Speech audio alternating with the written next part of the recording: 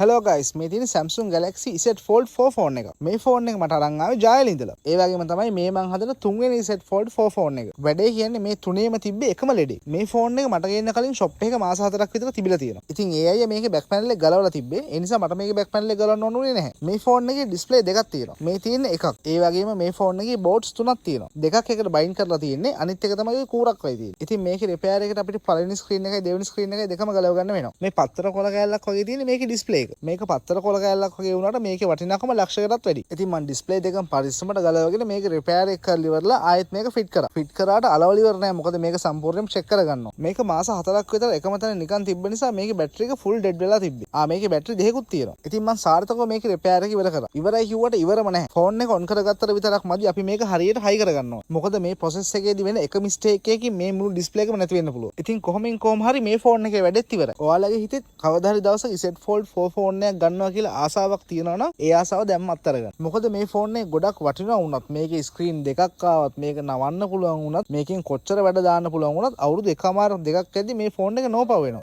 එහෙම වෙන්න හේතුව මම ඊළඟ වීඩියෝ එකෙන් කියන්නම්.